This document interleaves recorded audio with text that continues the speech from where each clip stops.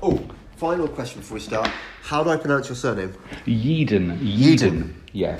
I knew it's either going to be Yeadon or Yeadon. Right, Yeadon. And it comes from Yeadon, between Leeds and Bradford and whatever. It's under Leeds and Bradford Airport. And you don't know this, but it was the site of, I think, the world's biggest aircraft factory during World War II. Oh, was it? Yeah. Actually, I mean, obviously nothing to do with me, but I'm just rather proud of my great-grand ancestors in that apparently almost every factory everywhere got bombed at some point during the war. But this was called Avro Yeadon, where they built Lancasters. Lancasters, yeah. And it was buried half underneath this dirty great edge of a farm, and they built a runway. And in fact, that runway is Leeds and Bradford Airport. And what they did is so it was largely underground, apparently. God knows how that worked. But the Yorkshire folk were very canny, and they thought, well, it'll get bombed. So one of them came up with the idea of papier-mâché cows. And every night they had a team that would go around and drag all the cows to different positions on this sort of multiple-acre roof. Never got bombed once. Brilliant. Yeah, isn't that a good story? That is a good story. And it's real. You can go and find the secret. It's called Secret Yeadon or Avro Yeadon, and it's where the biggest Lancaster factory was. And obviously, maybe we should try and find a way of incorporating it. That'd be great. Even though the podcast hasn't officially started. Oh, that's a shame. That was a good. So anyway, we're going to start, and we might even have that bit in beforehand. So. I love Delingpole. Go and subscribe to the podcast, baby. I love Delingpole. I listen all the time. Subscribe with me. I love Delingpole. Welcome to the Delingpole with me, James Delingpole, and I really am excited about this week's special guest. I know I always say that because Dr. Mike Yeadon has written one of the most devastating papers anyone has written, exposing the massive flaws in government coronavirus policy. So, welcome to the show, Mike. It's really good to have you on. Hello, James. I'm really glad to be speaking with you.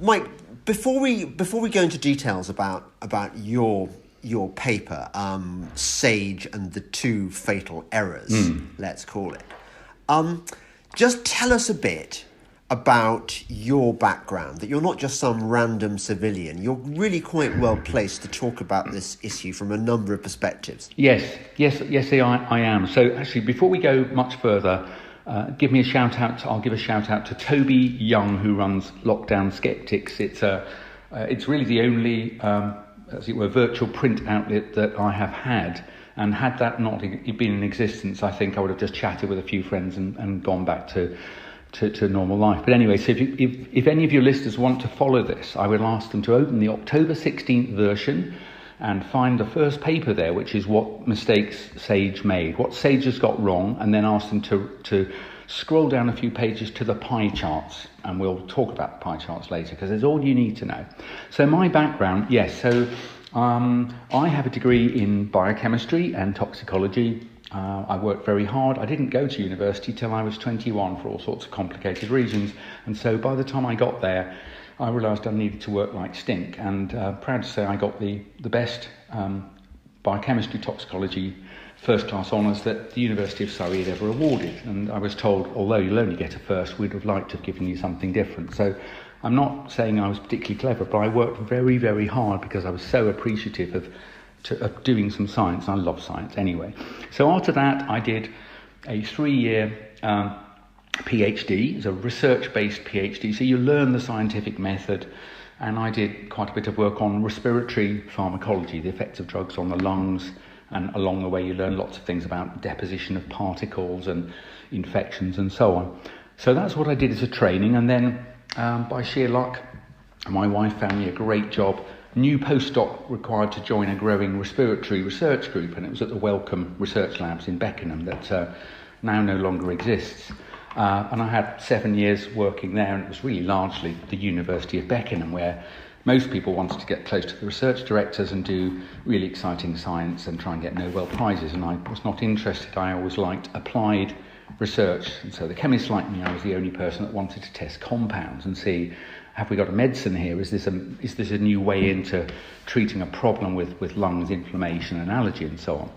Now, with some irony actually, that the place got closed when Glaxo acquired Wellcome, and that formed a company called GW, Glaxo Wellcome. And one of the people that we'll mention later now, Sir Patrick Vallance, I think if he wasn't there, he was soon to be there at Glaxo.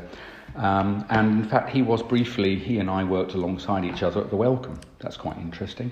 And so I left in 1995, they closed the site, and I was invited to go down to Pfizer's research centre at Sandwich, Kent, and I was there for 17 years. And by the time I left, I was vice president, leading the entire research effort for respiratory. So that was the most senior research position in this field.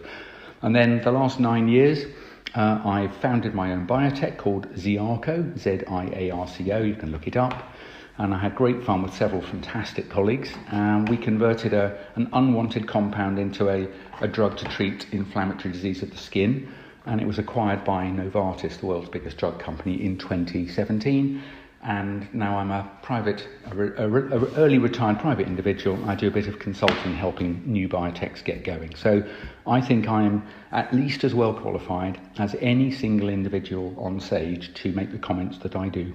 Yes, it's particularly interesting. I think you're better qualified than almost anybody, because you are sort of poacher term gamekeeper or vice versa. You've got both expertise in respiratory infections, but also you are part, like it or not, of Big Pharma, which I think a lot of people are quite suspicious of. They think it's a rather sinister force, which may well partly be the reason why politicians have acted in the way they're doing. I mean, I'm sure later on we'll come along, for example, to Patrick Vallance's connections. Yes, we should do that. Exactly. But just in defence, so I think, there's no question there's a lot of concerns about, quotes, Big Pharma and big anything. You know, big companies end up with big influence and lots of money, and there's big lobbying groups for finance and for pharma and so on around lawmakers, that's true. But my only thing to say is that people in research, people like me, I think you can tell in my voice, I went to do it because I remember as a small child wanting to know how things work, when they're broken, why that is, and what can I do to fix them. I would take apart clocks when I was 3, and I'm afraid I couldn't put them back together again. But that's the kind of person, I've always been a tinkerer, and that's what I do. And I think somebody commented to me, I was relatively senior, but I hadn't yet done my biotech. They said, you know what? Trying to work you out, Yeadon. And the person said, I've thought about it and I've decided what it is. It said, you've got a nose for spotting faint patterns in sparse data and kind of making sense of something long before your competition. He said, I don't think you do anything else particularly well. You're not a good researcher, in terms of lab technique, you're messy, you're a bit lazy in writing your papers up. But he said, I think you've got a hunch for spotting something, and if there's something interesting, you'll go after it. If there's an inconsistency, you'll call it out. And I think that is probably my defining you're skill. Basically, Mike, you're a rat smeller. Yeah, I am a rat smeller, and also the other thing I cannot stand unfairnesses and injustices, and there's a lot of both going on. So if you combine a rat smeller with an outrage at what's going on, that's me. That's what's driving me to 3 a.m. tweeting. There's something seriously rotten in the state of whatever, and we need to fix it. And I want to help. I want you to help me, James, persuade other people that I've no incentive other than I think I'm right to make the assertions I do. And if I'm right, and here's, my wife reminded me, there's a famous line in my article. I was trying to think, why the hell, if Mike Yeadon is right, and I think I am, and that he essentially says that the pandemic is over. And we were trying to think of what to write. Well, if the pandemic is over, X and Y will be true and A and B won't be true. And that's all correct. But eventually I came to the devastating conclusion that the reason the pandemic is over is because Sage says it's not. That's unbelievable, but that's the reason. If they stopped saying, you're all going to die pretty much, and we need to lock everybody down to stop you all dying. If they stopped saying that, the actual fact on the ground says it's pretty much finished. And we'll talk about what's going on in the northeast and northwest. But otherwise, you don't need to be wearing masks and washing your hands. What you should do anyway. It's good hygiene, as your mothers would have told you. But the masks, the distancing, the lockdowns, the restrictions in movements, it's Orwellian. And so it wouldn't be needed even if it was around. and it's not around. So if people are happy with the direction of travel, then fine. Let yourself be pushed into a place where you'll be controlled by sort of, I don't know, a COVID pass that you don't need, and told whether you can enter or not some area. Or like me, just stand up and say, no, this is bullshit. We need to stop. That's what we need to do. I think I agree with you entirely. This is not merely a scientific issue, although obviously that's important. It is actually a moral crusade that people like you and me are on. And I refer you, since you mentioned Twitter, to a tweet that somebody tweeted out today where, when we recorded this. And it says, if you lock down young people because of COVID-19 with little support, then you should expect that they suffer severe anxiety. The student referred to below is our son, and we love him and miss him so much. So I'm cracking up here because I know it makes you cry. It does make me want to cry. There is cruelty. There is absolute cruelty, and people are tolerating what they know are wrong things because they're told that the technical people, SAGE and so on, have told them it's necessary. Well, one, it's not necessary, and do you know what? Even if they told me it was necessary, I'd find another way. I'd just go and get them. Don't leave your children like that. Yeah, so that tweet was from the dad of a son who'd committed suicide at university. And we know anyway that I think for a variety of cultural reasons, this new generation are particularly susceptible to anxiety anyway. Yeah. But the government's response to this has tipped them over the edge. And I've got kids at university right now. I know what pressure they're living under because of these restrictions which have been imposed on them. That my kids get police on their street at 10 o'clock every night, knocking on doors, spying on them to see whether they're socialising outside their bubble. It's just absolutely absurd. I keep reminding people, and this is slightly off. Well, it isn't off topic really. It is central to one of the. No, it isn't. I don't focus on this particularly in my item, and maybe I should have done. But people should know this because they think probably it's a dread disease that's going to kill horribly a large proportion of the people, or a higher percentage than you normally tolerate. And do you know what? It's just not true. So I just need to tell you just a brief story that when, and this is fair, I don't think the Chinese made this up, when you first get an outbreak of something really unusual, and the SARS effect, the SARS-CoV-2 effects, COVID-19, are a bit different. They're not flu. It is a respiratory virus, but it has some additional unpleasant properties that made it look peculiar. And so lots of people were turning up, allegedly, I guess this is true, in whatever it was, December or so, and they didn't know how to treat them. And so what they did is they had a much higher fatality rate. And so the story spread around the world that was this new virus that was killing, 3%, what's called a case fatality rate. So for every 30 people turning up, you were losing one of them. What, for a respiratory virus? So as the winter wore on, and we got told, there's this thing that's 30 times as lethal as flu, because flu's about 0.1%. 1 in 1,000, mostly old people, I'm afraid, will die with a respiratory virus. And so as it moves, it swept across the world, and it next exploded in northern Italy, got the same sort of thing. And so we had this amplified view. But even then, because I'm a respiratory person and a good friend of mine is connected with the northern Italian respiratory scene for about 30 years, I had a ringside seat as they moved from inappropriate overuse of ventilators. Do you remember? Yes, which basically kill you. They cause your lungs to fall to bits. They certainly, yes. If you do not have obstructed airways disease, and this does not generally cause obstruction, there are a very small number of people who require ventilatory support. They do sometimes, mostly not. So what was happening is, in northern Italy, as you know, that's the part of their country that's full of, venerable people, a lot of very old people that they have in northern Italy. And the reason perhaps I think they were infected is that there's a huge Chinese-owned industrial scene in northern Italy. And I'm told, I haven't done my research, but this is what I was told, that in 2008 financial crisis, it was the last straw for scores of multi-generation family businesses in Italy. They were tooling leather and manufacturers, whatever it was. Really nice firms, good brand names, but they just thought, we're going to stop now.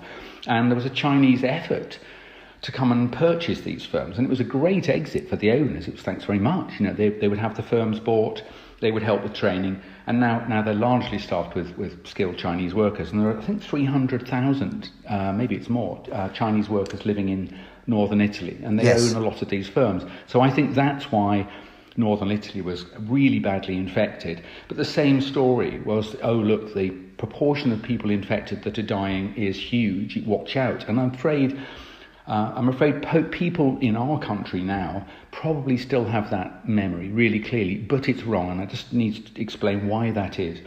When you're right in the eye of a hurricane of a new infectious disease, inevitably the people in front of you, they're the worst cases, the most ill people, and you don't know how to treat them, and they are the most ill. And so you end up with what's called a high case fatality rate. What you don't know, and this is always true with respiratory viruses, is there's an enormously long tail of people with more minor symptoms and less minor symptoms and none at all, and a huge group who don't have any symptoms at all, asymptomatics. You don't know how many there are, no idea whatsoever.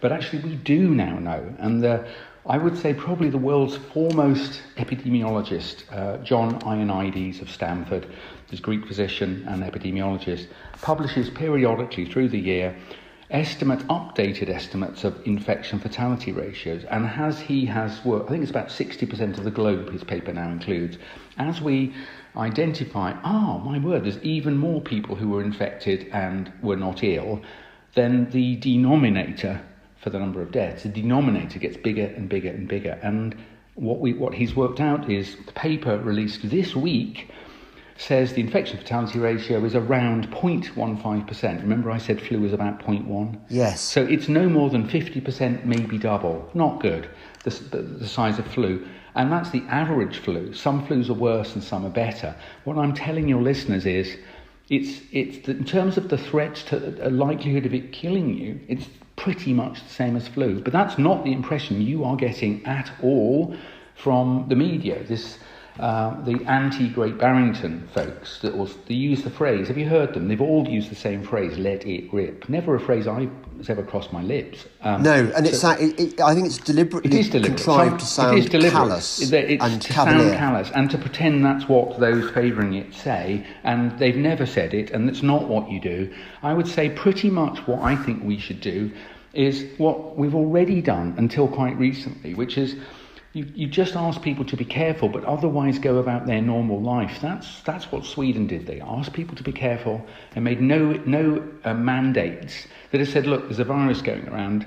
It's probably a bit more lethal than flu, but it's not Ebola. So if you could just be careful, and especially if you're old and vulnerable, and young people, please take care of them, take care of yourself, and it will pass. These things pass. There are several pass through every year. This is the first social media pandemic.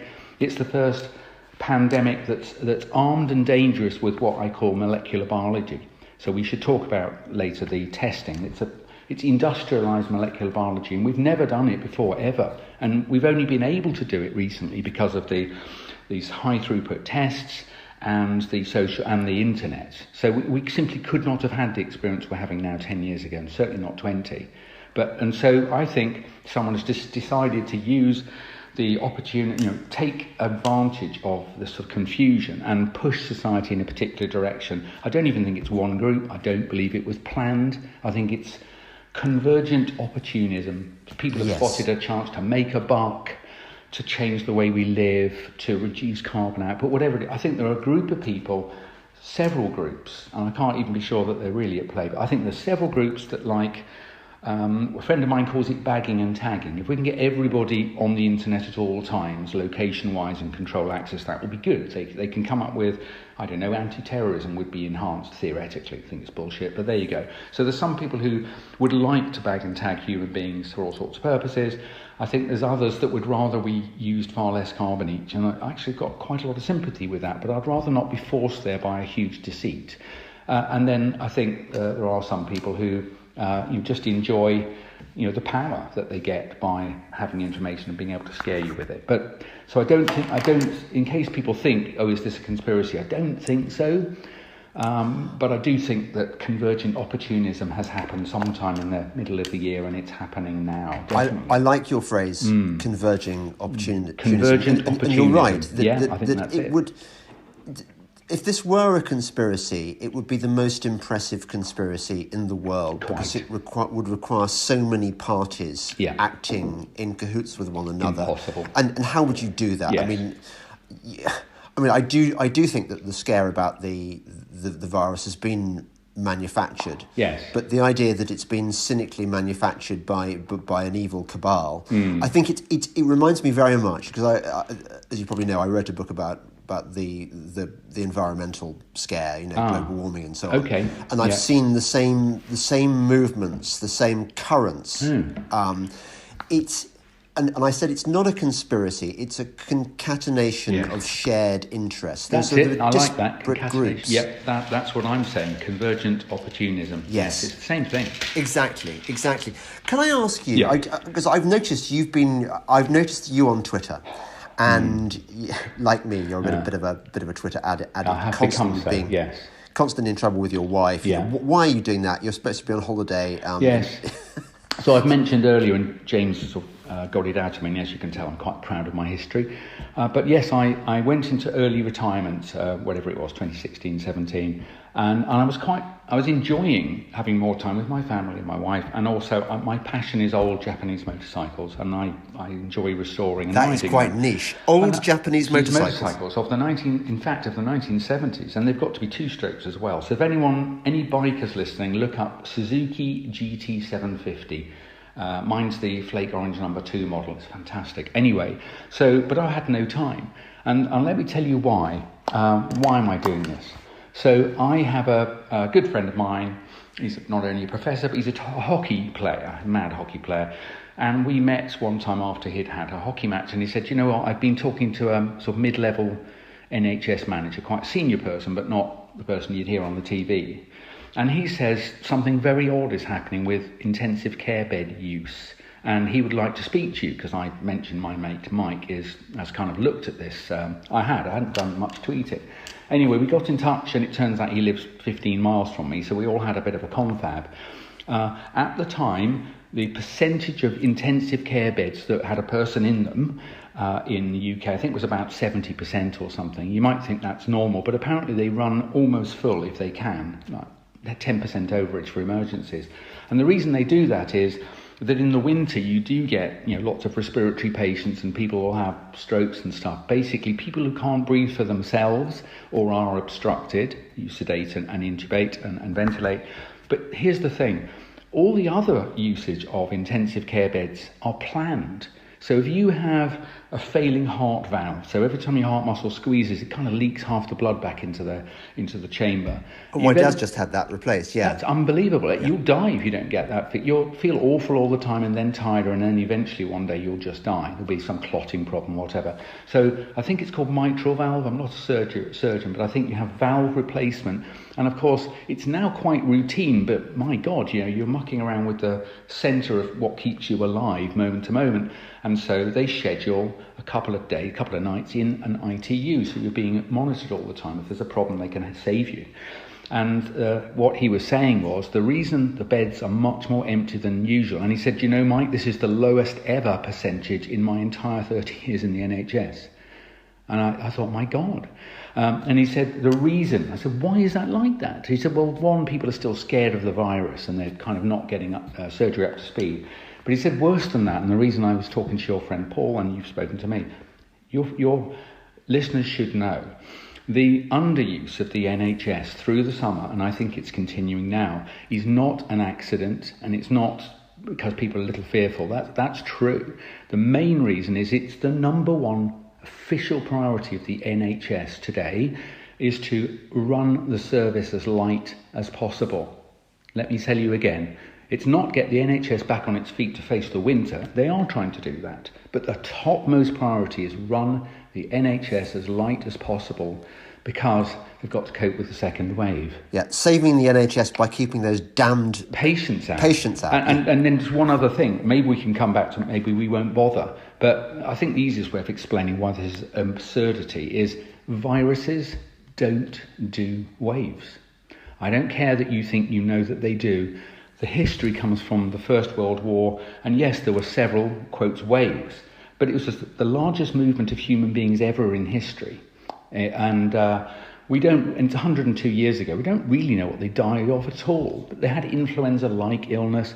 Many students of this think there were probably more than one infective agent. So if that's your whole evidence for waves, then get out of here.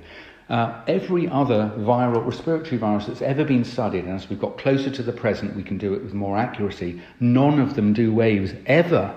So this idea that people like Sir Patrick Vallance, who I told you 31 years ago, he and I were in the adjacent labs. He was a medic doing a PhD. I was a postdoc, had done a PhD. I was now applying my research in industry. The idea that Patrick Vallance does not know what I just told you, that viruses don't do waves.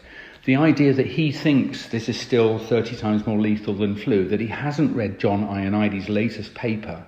You must know that's not possible. Oh. He's a clever guy. You should assume everything Yeadon says that Vallance also knows. He got more senior up the tree than me. He became head of R&D of one of the world's biggest companies. That's a pretty tough job. But I started my own biotech. I raised the money around the world. I built a team. I had fantastic colleagues. We did the clinical experiment. We were right. And Novartis bought us. That's not easy, Sir Pat. So yes. I think I'm as clever as he is. I'm as knowledgeable as he is. And I know lots of everything I am telling you isn't an opinion. I can actually refer you to the peer-reviewed journal articles. In fact, I don't like using Mike's opinion and Mike's hunch, okay? I have hunches and then I go and see if they're supported. And sometimes I'm wrong and I stop. So the things that are in that paper are demonstrably and supported by the highest quality peer-reviewed science in the best journals in the world, like Science and Nature and New England Journal of Medicine. So this isn't an opinion. You can't have opinions about things that are objectively demonstrated. They're true, and he knows they're true. Now, why he's saying some of the things he's saying, I could guess, but I don't even mention that in my article. It's not necessary for me to impugn their motives, just to show that they've got it wrong. And I've just told you it's impossible for him to have got it wrong by accident, because he's clever, he shares a similar training and history to me, and he knows everything that I've told you. Wow, that is devastating. Now, just briefly, can we talk about Gompert's curves? Yeah. I'm right, am I not? Yeah. That all respiratory flu-like illnesses all follow the same path. It's certainly in European type countries. Yeah. Okay. Well, briefly, I mean, obviously, a chap called Gompert sort of characterised the phenomenon and actually worked it out. We'll say a bit more in a moment. But yes, when a new infective organism arrives in a population that's not seen it, then at first a few people will catch it and then more people will catch it from those initial cases and so on and so on. And early on, of course, it might be spreading very fast, and indeed this one did spread very fast. But at the time, no one's dying because I've said I think it's about 1 in 500 people. If you take a representative slice of the British population from babies to ill geriatrics, 1 in 500 will die. That's the calculation made by John Ioannidis. His famous paper's out beginning, I think it was 6 days ago. So early on, lots and lots of people are getting infected and they're infecting other people. And then after a while, you start getting the 1 in 500s. They'll go to A&E, they're really unwell, try and care for them and they die. Do you know that's very, very common? It used to be called I'm not sure you can say it anymore because it's sexist, but flu used to be called the old man's friend by physicians in my father's generation. He was a proper doctor, a medic.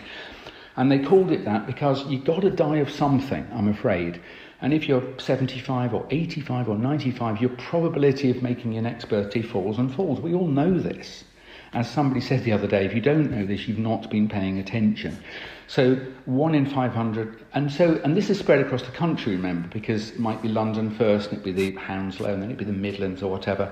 So there isn't much of a story, and this is what happens anyway, more in winter, less in summer. Now, after a while, it suddenly reaches a point where the number of people infected at 2 weeks ago or 3 weeks ago, the number of people getting ill, number of people turning to hospital and dying, breaks through. And it's bigger than the background numbers. And that happened sometime in, I think it was March. And so back to Gompert's, you get this long, slow acceleration, and it like turns a corner like a jet plane with the afterburners on. And it climbs up. And at this point, the steepness is a characteristic of the spreading of the virus in the population. I think I'm not good at maths, but I think it's related to R, the logarithm of the number of people dying or being infected versus time, the date. That steepness, the log phase, I think relates to R in some way. But here's the thing. The virus can only keep infecting people if there are people around the person who's got it who are susceptible. It's a really important concept. And after a while, there aren't enough people around the people who are infected to infect the next person. And it slows down. It slows down and it continues to slow down because here's a principle people might not know. If you get infected by a virus, if you weren't already immune, if you get infected by a respiratory virus, you fight it and it fights you. Most of the time you win. Without exception, if you've got a normal body, a normal immune system, without exception, you're now immune. It's not a debate. That's how it happens. And let me just explain why it's certain. If you were not immune, having fought it off, you'd be dead.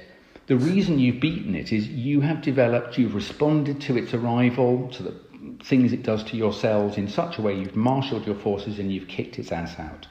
And if that wasn't true, you'd be dead. If you have done it, it can't do you again, probably for a long time. There are genuine and worthwhile debates about the duration, but I think it probably lasts decades based on evidence from earlier respiratory viruses. I think it lasts decades because it's a stable virus and we've got analogous experience. But back to Gompert, so you've got this slow creeping spread through the population. It turns a corner, afterburners on. Then this is enormous acceleration. Then I said it runs out of resource, as some people say. It runs out of susceptible people. Dry tinder is one phrase I've heard. Yeah, exactly. It runs out of I want to be respectful. It runs out of susceptible people to infect. They're still around. It's just it now is infecting fewer people per cycle, as it were. And eventually, it's looking around. Imagine the virus is a nasty malign force. It's looking around. Oh, bugger! Can't find anybody who's susceptible. And it falls on its face. And so what you see now is that the curve of, this is versus time, if you look at the curve of deaths, the actual number of daily deaths, you can go and look at the daily deaths versus time curve. It then turns, and it actually turns quite quickly. It was around middle of April. And then it started this long, slow, log linear decline. And you know what?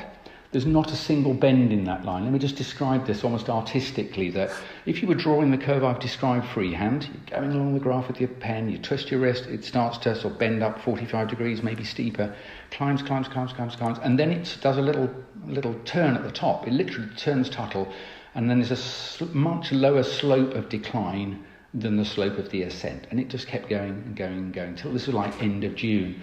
And it's very important, this. If you go and look at that curve, I can ask you, the, say, 7-day moving average, so it's reasonably smooth. If there were major events wrought by humans that had changed the rate of infection between people, then that curve would have, as it were, a distortion in it, what I would call an inflection, because we would be changing what otherwise, this is an entirely natural process. Ghastly if you think of the impact, but it's beautiful biologically. This is the sort of stuff that biologists understand. When I first saw this curve, I knew it was a Gompertz curve. And I knew what the turning point meant, which is it's run out of people to infect. And I thought, oh, thank God for that. It won't come back now, right? I've just told you, it's not a guess, it's not a hunch, that once it's run out of people to infect, the people on the playing field, you and me, we're not susceptible now. And so it must continue to decline. There's no question about it, but you've not been told that. But that's what happens every year with respiratory viruses. So this is the Gompertz curve. You can see the curve, and I just forgot my thread of my thought there. But when you look at the long decaying curve, which went downwards for, I think, 12 or 14 weeks straight in terms of cases, hospitalizations, ITU and deaths, all beautifully curved down. Not one single wiggle in it. Despite we were told, to not go to work for a while, and then we could go to work. Then we had like Black Lives Matter process. We had full beaches at Bournemouth and stuff like that. So businesses reopened, pubs reopened. Come on. If these things had changed significantly the rate at which the virus moved amongst the population, it must be the case that it would be reflected in the death curve. and it is not. And it is not anywhere. These curves are identical in all heavily infected European countries: Sweden, France, Spain, England, or UK. They're all the same. And they went through the turning point at a similar time. And I'm just briefly going to describe something that's very important about that. And then they all decayed. And I think that's all correct. I don't think there was any funny business. I think those are pretty much correct. And the test, the PCR test, the swabbing, I think was being used appropriately in hospital to distinguish people who were ill with SARS-CoV-2 or COVID-19 versus something else, because they look rather similar most of the time. But I think something awful happened in the middle of the year. And there's something awful, and you'll remember this now, as the sort of test notion, as if testing more is good, and if we can test many more people, that's better. And so what happened is this PCR, polymerase chain reaction swab test, so-called Pillar 2, was rolled out with a nasty rumble. And they started initially, you'll remember, it was like, 10,000 a day, and Robert Peston and Laura Kuenssberg would flagellate Hancock and the Prime Minister, why aren't you testing more people? And so they gradually increased the effort, and they were up to like 100,000 a day. Now, the little thing you should know about this is absolutely fundamental. It's not true that if you test more people, you'll save more lives. Once you start going out there with an industrial scale test in the population, what you'll find is the average percentage of people with the virus at that time was about, 1 in 2,000. We know that from the ONS. ONS have done really good work. They're independent from the sort of Whitty, Valence, Ferguson group. So the population as a whole didn't have viruses. There were still people coming into hospital, not that many, and the test was good in hospital. But if you use this test, turn the big guns on the population when only 1 in 1,000 have got it, then there's this concept called false positives, that a certain percentage of the tests will come up positive even if there's no virus in it. A friend of mine used to call it the Bud Light test. It'll be positive even if you put in the sample, you've got it Bud Light. And it's an unavoidable characteristic of all tests, and you need to know what does it do at the extremes, false positive, false negative, and so on. And I would have been fired in my first job if I was ever using a test and my supervisor asked me about this, and I said, you know what, I don't know and I can't be asked, I'm going to use it anyway. So that's what they've done. The government didn't publish these characteristics, and I remember getting more and more. I didn't have any feeling of something seriously wrong other than just carelessness at this point. And I was searching the literature for what the hell is the false positive data? And I couldn't find it. And that's eventually when I got to a government document by Kate Barker. And she wrote on June the 3rd this year to SAGE, saying more or less, she didn't say this, so sorry if I've misused your words, Kate. She said more or less, for Christ's sake, don't use this test like this, because it's got an unknown false positive rate, and based on all the other tests like this, it'll be somewhere between like 1 and 2%. Now, you might not think that's a big deal, but she knew it was, and I know it was. So if you've got a false positive rate of 1%, then for every 1,000 people you test, 10 of them will come back positive, even though they don't have the virus. But if the prevalence is only 0.1%, like ONS said it was in the summer, only 1 in 1,000 are genuine, and they will be found positive. So I've just told you that out of 1,000 tests in the summer, 1 positive was genuine, 10 positives were false. In other words, over 90% of the positives were false. Now, some people have said to me, well, that's not true. The testing was done in test centres and you were told only to go if you've got symptoms. I mean, yeah, that's good. But we all know people who've been told to get a test by an employer or someone at school or college or whatever it was to say, well, you've been near someone that's later turned out to be positive. We don't want you back at work, Dave, until you've got a negative test.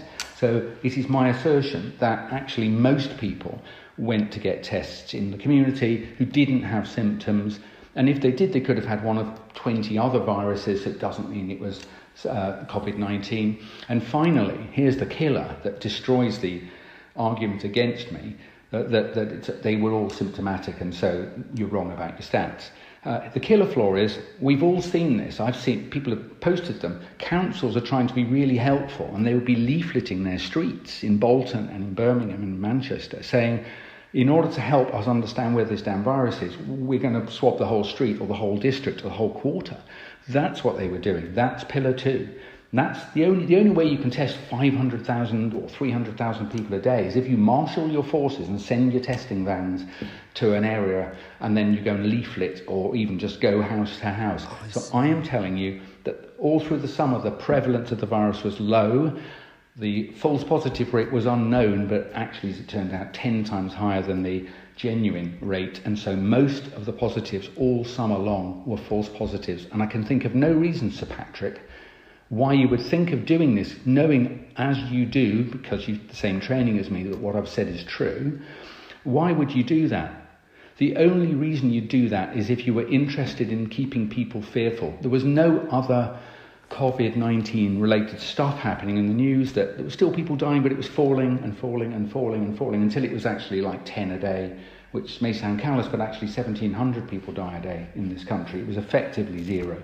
I think actually they were false positive COVIDs anyway. So this test was rolled out and it's not stopped rolling. I think at the heart of what's going on is a failure of everybody initially to appreciate that when the virus is not very common, all tests have a false positive rate, and I think almost all the testing, and it gets worse, the more you amplify the testing to get more and more not ill people, the more likely you are to get false positives. And so we've got a permanent sense of fear. We'll never escape COVID-19 if we keep testing, because most of the results are false. Yes. I'll stop at that point, let you get so away. It's being called a case-edemic, isn't it? It is a case-edemic, yes.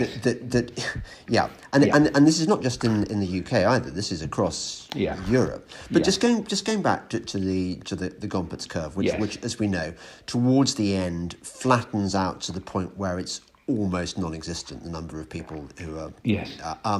Now, Patrick Vallance, who was a former colleague of yours, would know this because this is just basic. It is basic. I would say it's either immunology 101 or certainly epidemiology 101, as the Americans say. It's like your first term, first lesson. Right. And am I right in thinking there's about just plus or minus 200 viruses that give you flu-like symptoms? I don't know the exact number, nobody does, but I've certainly seen reviews that suggest it's several scores, certainly. Right. And just an unbelievably large number of viruses out there, many of which, as you say, James, can give you what they call influenza-like illnesses. In fact, that's what they call it, even when I don't think it's got anything to do with influenza. So when you see influenza-like illness, what they really mean is respiratory virus-induced symptoms. Yes. So had COVID-19 not behaved in this way, which is of course what they're trying to tell us. Yes.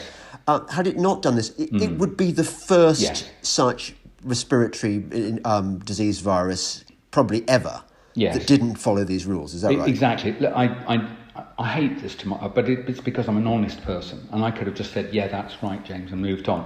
But the thing is, and that is even true of influenza. When it comes through, you survive it. You have resistance, call it immunity. It's just people know that you need a vaccine if you're vulnerable every year, and the reason is against influenza, specifically influenza, not just other respiratory viruses. The reason you need a vaccine is because the damn thing changes its clothes so quickly. It's what's called a high mutation rate virus. And so by the time it goes round the world in a way that we don't really understand and comes back and bites us in the bottom the next year, it's changed enough that the people who survived it last year, I'm afraid, have not got much protection. Whereas the coronaviruses, specifically SARS-CoV-2 is a coronavirus, they mutate relatively slowly. And so once you've had it and survived, and now your immune system has marked its card, knows what it looks like, and can wake up and fight it off again next time, you're immune. So in fact... That's the point. In fact, I haven't heard this before. So, in fact, coronaviruses are less problematic, let's say, than influenza viruses. In that way, I mean, again, one wants to take aside, it's important to separate that property, that it's relatively slowly mutating, and so once you've experienced it, you're probably set for years, possibly decades. The evidence is decades, maybe it's for life. So because it doesn't change very much, so if you encounter it again, it won't be any biggie. Whereas influenza, the reason it's just a disaster and can kill around the world millions of people each year is because the damn thing keeps mutating. It's very clever, and thank God coronaviruses as a group don't do that. So yes, there's a separate property, and of course it's really important. It's what percentage of the people it infects does it kill? Because these things you can see are independent, but you view it overall as the collection of properties. And I think this coronavirus kills, I think it kills about 0.15, 0.2. I think it's slightly more lethal than the average flu. But Right. the good thing is, to your interruption, the good thing is, once it's gone through, it won't come back. And this is why I really don't understand why hundreds of thousands of scientifically, technically and medically qualified people aren't going, excuse me, this one is one of these stable viruses. When it goes through the population, the survivors, which is 99.94 of them, that's how many survive roughly, 99.94%. Once it goes through the population, they've survived, they now have resistance oblique immunity. Let's not argue about the name. And they can't be injured by it again, certainly not anytime soon. We'd be looking at years for the population composition to change. Why aren't people saying that? Because it's definitely true, and I've heard several doctors and other staff in the NHS have been told not to comment on any part of the pandemic or government's response to it, or we'll strike you off. That's pretty much what they've been told. So, in fact, if what you say is true, and I'm sure it is, all it would require now would be for some credible figure to go out there and say, look, this is how all respiratory viral infections work. This is why you cannot get this so-called second wave. The second wave is just a made-up phrase that is scientifically untenable. Yes, there is a possibility of what I've called a secondary ripple, and I don't mean it disrespectfully from those who catch it and might die. But the reason I've called it is I'm trying to push back against the ridiculous second wave notions that you hear from lots of people, including Sir Patrick, people who know better, and I know that you know this. So the reason I would say that the people who were furthest from the epicenter, London, that was what was hit most quickly and most intensively in the spring. The people who were furthest away, remember the government, God bless their cotton socks, tried to prevent transmission by inhibiting movement to an extent, locking down and so on. I don't think they were very successful, but imagine they were successful enough that towns in the northeast and towns in the northwest, bits of which just they did not get as intensively infected in the spring, and so there's a higher proportion still susceptible there. Okay. Then once you finally lift all the restrictions, or maybe transmission's a bit easier in the cool weather, that's what they say, and I think that's possible, then you would see just a little rumble. A few more people would hospitalise, some would die, generally late 70s, late 80s, late 90s, and then it will settle back again, like it always does. Just a little thing. We were talking about the Gompertz curves going up, the very steep phase. Mm-hmm. I invite people to go on any one of these world data servers. Isn't it lovely if the world's really, really appreciative, it's so nice of them, for people to put huge amount of effort and money into providing free and maintaining every day these websites that feed every country's numbers of infected people in hospital, those who've died, and so on. Don't you think it's incredibly generous of the world community to have done this?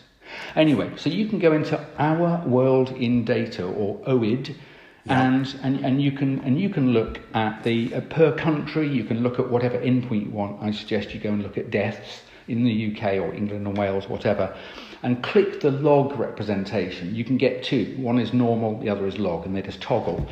The thing is, a log time rate tells you something about it's this Gompertz curve. It's the sort of log linear part of the acceleration.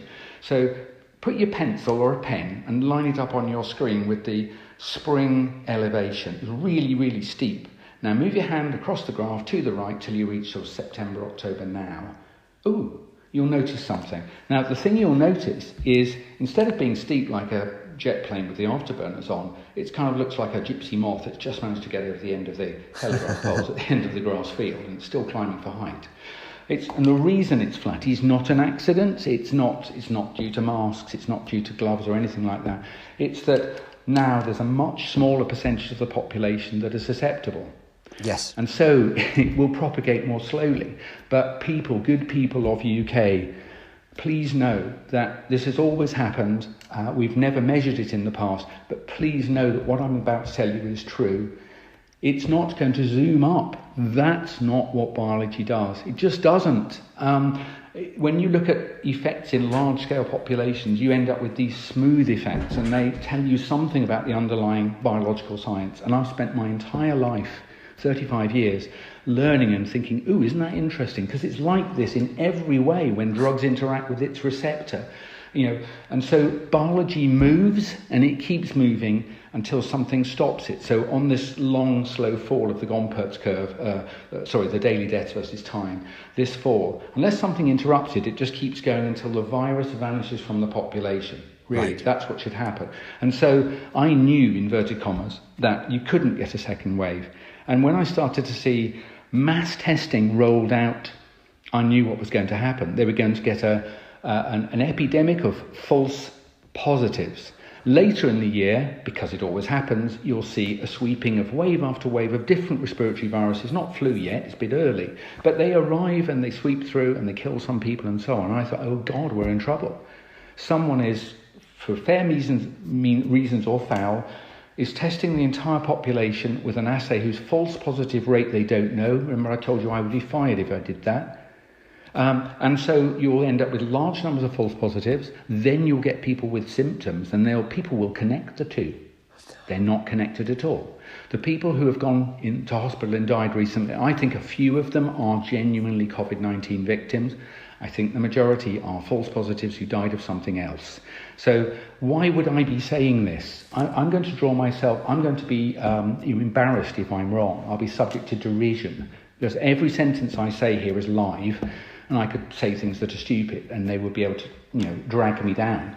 I'm doing this because it's not right what's happening, and I've explained in some detail how what has gone wrong. And furthermore, as a peer of mine when we were 30, I know that Sir Patrick Vallance knows what I've said, the same as me, and so it's true. So I want to just mention, we'll come back in a minute if we need to, James, but at some point we need to go on to modelling. Modelling, yes. Now, this is a form of witchcraft that I've encountered before, because, as you may or may not be aware, a lot of the climate change scare, in fact, the whole of the climate change scare, is based on modelling, on projections, which of course depend on the inputs to the algorithms. Yes. Okay. So on that one, I don't know where you're going with climate change. I don't know enough about climate change to say anything. No, let's not talk about that because I was going to say because I don't know enough, I'm not going to take a position one way or another. It's not my field of expertise. And the point is, I don't want people to connect. I don't want people to say Yeadon is a COVID denier. I'm not. No. It's a real virus. It's a novel sequence. Do you know what? It's 80% similar to the previous novel coronavirus called SARS in 2003. Yes, just briefly, before you go on to develop your point you're about to make, just tell us briefly about T-cell immunity, because as I understand it, lots of us have inherited immunity from SARS-1.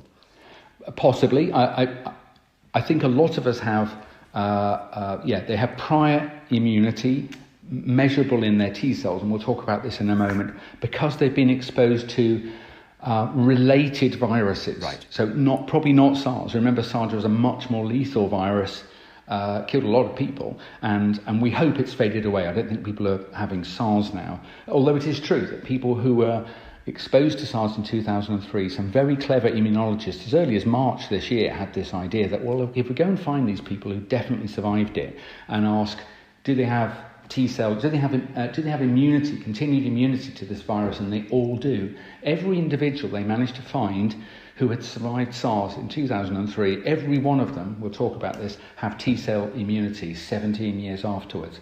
Now, if you're a reasonable person, Sir Patrick, don't you think the most likely expectation for SARS-CoV-2 is that once you've been infected, and I've said this is always true, that you have immunity, don't you think the most likely guess as to how long that would last will be years and years and years, of course that's what's going to happen. If anyone thinks it's less, they need to show some evidence, because I'm saying the evidence all points in the other direction. So back to T cells.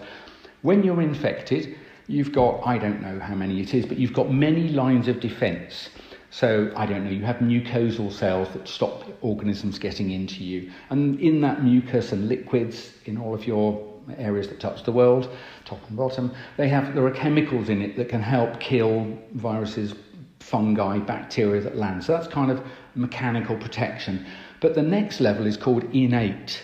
It's that your body's clever enough. We've evolved to recognise that certain pathogens, they all kind of have the same kind of slouch about them, the way they walk, shall we say, as a level of molecular biology, with sidling along the walls.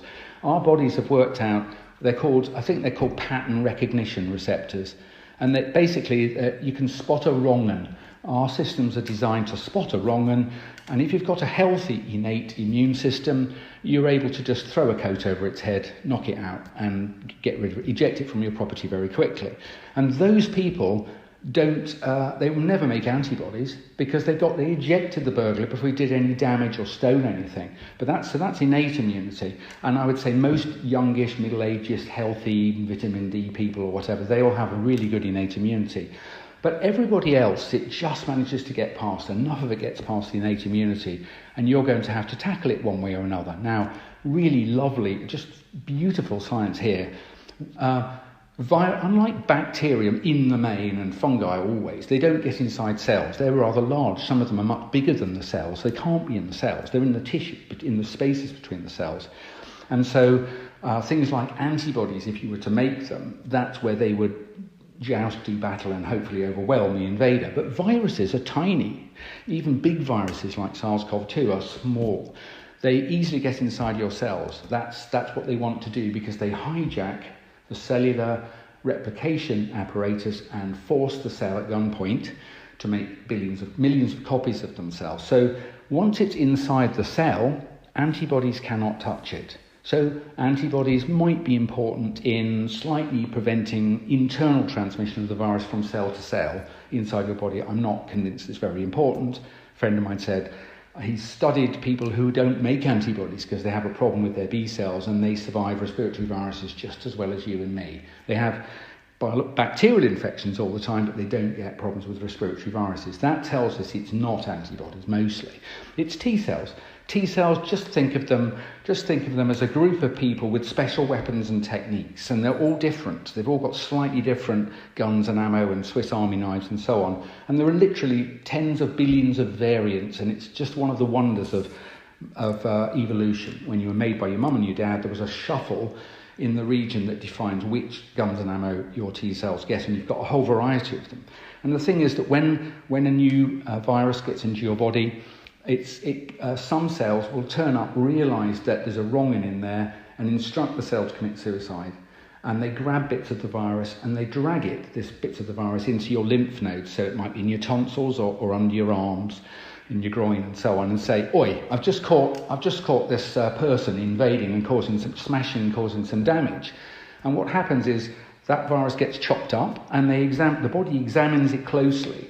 And it presents these little bits of the invader that's been chopped up to bits of your immune system, the T cells, until one of them goes, "Bloody hell, I fit that one perfectly." And it's literally by a miracle of natural shuffling. There will be several T cells that fit the invader perfectly. And then what they do is some other cells in the system say, "Right, you fit the invader perfectly, go and multiply," literally go forth and multiply in a good way. And so you may end up making hundreds of thousands or millions of cells, T cells, that have remembered what you've been infected with before. And they just sort of hang around. And so if you get infected again, it will, without any compunction and very quickly, handle the infection. Now, the last thing is, if you don't manage to kill off virus-infected cells with T cells or natural killer cells or innate immunity and so on, your last-ditch stand, it's like Custer's last stand, you have to get into the process of, right, we're going to have to really pull out the big guns, and that involves making antibodies. And you need another set of cells, and it takes a long time. It takes between a week and 2 weeks, maybe even longer.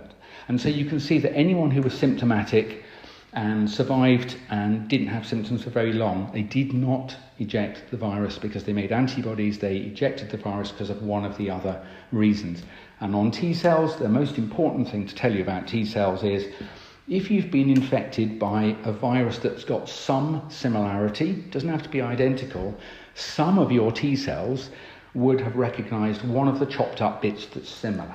So if you imagine cutting up SARS-CoV-2 into, like, 30 pieces. One of those pieces that your body now remembers as part of a bad one and is able to be immune to, if that's the same piece in another virus, you'll probably be immune to that one too. Because basically, you haven't encountered SARS-CoV-2 before, but you've met its cousins and brothers, yes, and you've beaten them off. And so that's what's happened. And this is the thing I'm going to tell you that people will think, why weren't we told this? There are, as you said earlier, many scores of viruses, respiratory viruses that can make you ill. Amongst those are the coronaviridae family. Really? Yeah. And there are 4 of them that are what's called endemic in Western, probably around the world. Endemic, that means they just wander around. They don't kill very many people. In fact, they kill very few people, but they cause about 1/3 of the common cold. Common cold causing coronaviruses, you can look them up, OC43, HKU1, 229E, and I forget the other name. But they exist, and we've known about them for 55 years.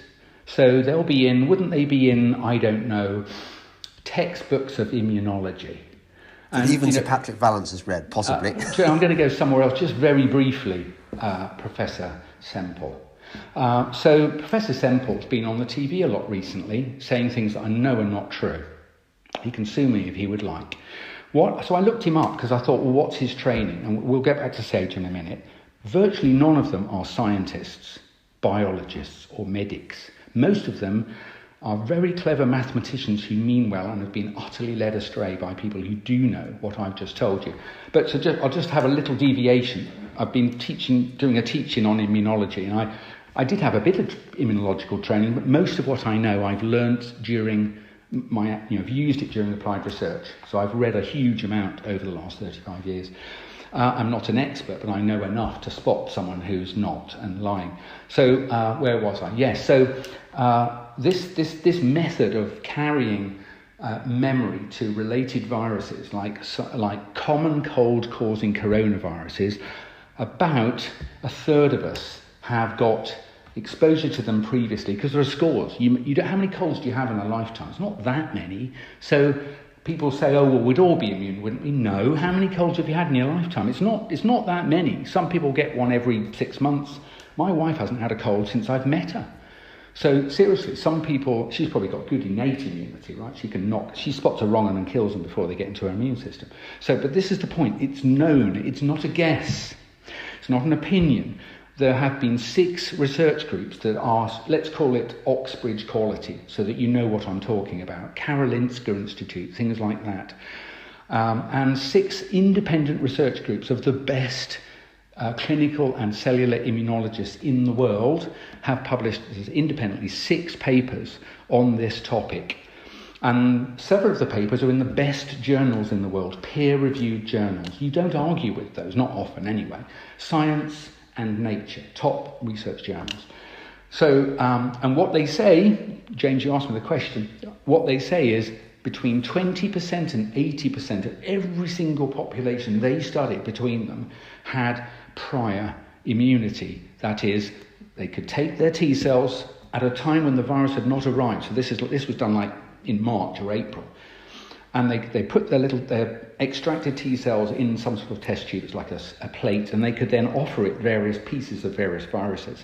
And they found that they had 30% of them were able to respond incredibly vigorously to SARS-CoV-2. And they'd never seen it. And in case people say, well, maybe that didn't actually confer immunity, I'd go, no, that's how it works. If they had stimulated them, say, because they did, with something else that they'd been vaccinated against, like measles or something, they could get the same style and intensity of response in their cells. So, no, it is important. That's how it works. And so groups around the world showed that roughly, probably the middle estimate was 30% of the population had prior immunity. And then there was a fantastic paper published, I think it was in June.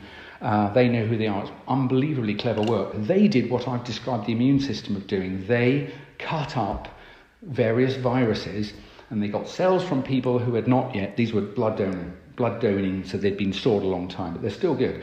They tested the cells by asking whether the T cells would respond to SARS-CoV-2. Yes, they did. And then in a parallel tube of the same person's cells, they gave them chopped up bits of SARS-CoV-2, and they gave them chopped up bits of common cold-causing coronaviruses. You know where this is going now, don't you? That when they came to the bits that are most similar between common cold-causing coronaviruses and SARS-CoV-2, the cells lit up equally to both of those. And so it wasn't just by some happenstance that 30% of the people had prior immunity. This is the reason. This is the mechanism.